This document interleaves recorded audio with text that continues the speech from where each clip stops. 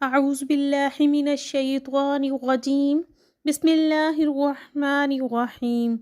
سورۃ البقرہ کی آیت نمبر 78 اور 79۔ وَمِنْهُمْ أُمِّيُّونَ، اور ان میں بعض ان پڑھ ہیں۔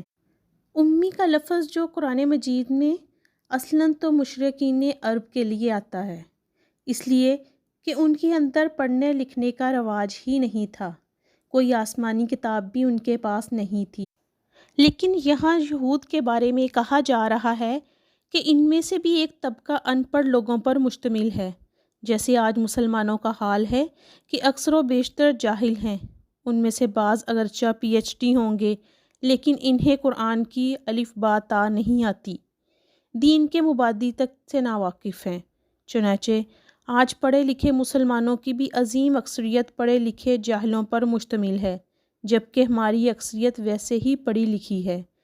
تو اب انہیں دین کا کیا پتہ؟ وہ تو سارا اعتماد کریں گے علماء پر، کوئی بریلوی ہے تو کوئی بریلوی علماء پر اعتماد کرے گا، کوئی دیوبندی ہے تو دیوبندی علماء پر اعتماد کرے گا، کوئی اہل حدیث ہے تو اہل حدیث علماء پر اعتماد کرے گا۔ اب امیوں کا سہارا کیا ہوتا ہے؟ لا یعلمون الکتاب الا امانیٰ، وہ کتاب کا علم نہیں رکھتے سوائے بے بنیاد آرزوؤں کے۔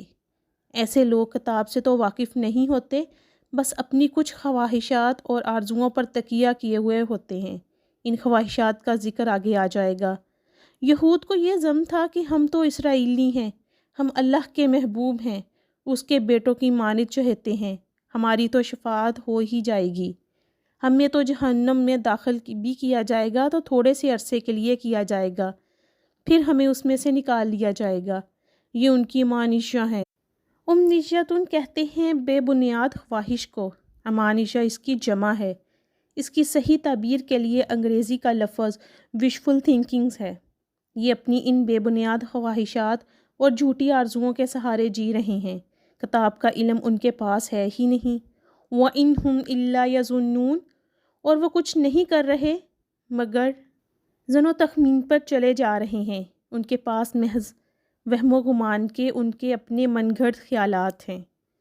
فَوَيْلٌ لِّلَّذِينَ يَكْتُبُونَ الْكِتَابَ بِأَيْدِيهِمْ، بس ہلاکت اور بربادی ہے ان کے لیے جو کتاب لکھتے ہیں اپنے ہاتھ سے۔ ویل کے بارے میں روایت ہے، بعض روایات میں آتا ہے کہ یہ جہنم کا وہ طبقہ ہے جس سے خود جہنم پناہ مانگتی ہے۔ ثُمَّ يَقُولُونَ هَٰذَا مِنْ عِندِ اللَّهِ، پھر کہتے ہیں کہ یہ اللہ کی طرف سے ہے۔ لِيَشْتَرُوا بِهِ ثَمَنًا قَلِيلًا، تاکہ حاصل کر لیں اس کے بدلے حقیر سی قیمت۔ یعنی لوگ علماء یہود سے شرعی مسائل دریافت کرتے تو وہ اپنے پاس سے مسئلے گھڑ کر فتویٰ لکھ دیتے اور لوگوں کو باور کرواتے کہ یہ اللہ کی طرف سے ہے، یہی دین کا تقاضا ہے۔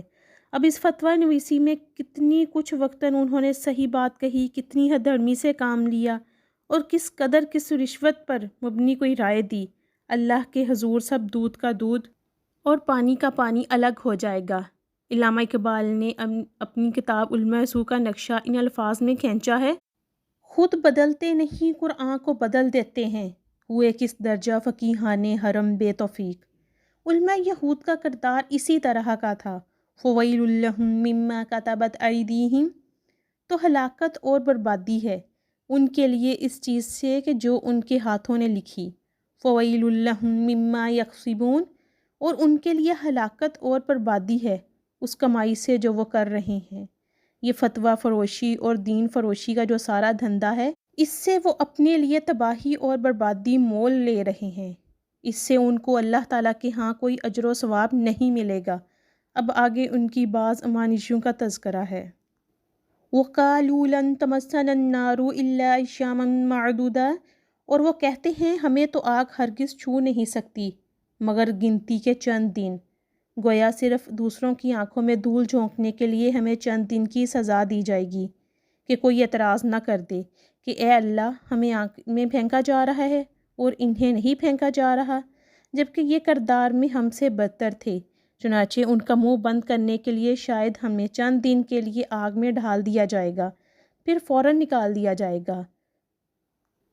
قُلْ أَتَّخَذْتُمْ عِندَ اللَّهِ عَهْدًا، ان سے کہیے کیا تم نے اللہ سے کوئی عہد لے لیا ہے کیا تمہارا اللہ سے کوئی قول و قرار ہو گیا ہے؟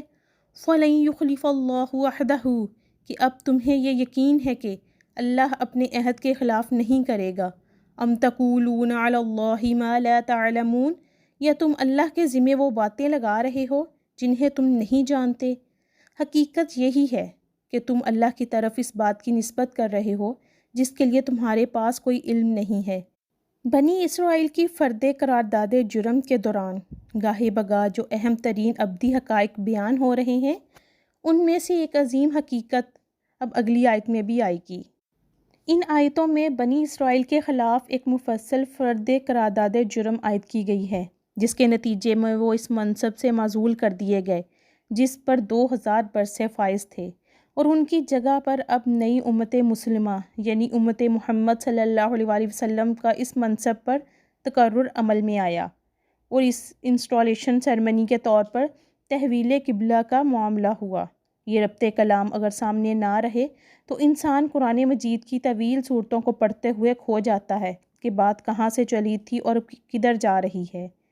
ان رکوعوں کے مضامین میں کچھ تو تاریخ بنی اسرائیل کے واقعات بیان ہوئے ہیں کہ تم نے یہ کیا کیا، تم نے یہ کیا کیا، لیکن ان واقعات کو بیان کرتے ہوئے بعض ایسے عظیم ابدی حقائق اور یونیورسل ٹروتس بیان ہوئے ہیں کہ ان کا تعلق کسی وقت سے، کسی قوم سے یا کسی خاص گروہ سے نہیں، وہ تو ایسے اصول ہیں جنہیں ہم سنت اللہ کہہ سکتے ہیں۔ اس کائنات میں ایک تو قوانین طیبہ فزیکل لاز جبکہ ایک مورل لاز ہیں جو اللہ کی طرف سے اس دنیا میں کار فرما ہیں۔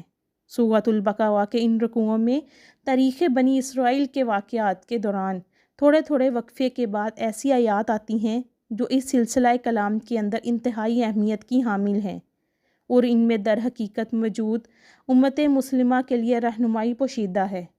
فار ایگزامپل، اس سلسلہ خطاب کے دوران آیت نمبر 61 میں یہ الفاظ یاد کیجئے، وَضُرِبَتْ عَلَيْهِمُ الذِّلَّةُ وَالْمَسْكَنَةُ وَبَاءُوا بِغَضَبٍ مِّنَ اللَّهِ اور ان پر ذلت و خواری اور محتاجی و کم ہمتی تھوپ دی گئی اور وہ اللہ کا غضب لے کر لوٹے۔ معلوم ہوا کہ ایسا ہو سکتا ہے کہ ایک مسلمان امت جس پر اللہ کے بڑے فضل ہوئے ہوں، اسے بڑے انعام و اکرام سے نوازا گیا ہو، اور پھر وہ اپنی بے عملی یا بد عملی کے باعث اللہ تعالیٰ کے غضب کی مستحق ہو جائے اور ذلت و مسکنت اس پر تھوپ دی جائے۔ یہ ایک ابدی حقیقت ہے جو ان الفاظ میں بیان ہو گئی۔ صدق اللہ العظیم۔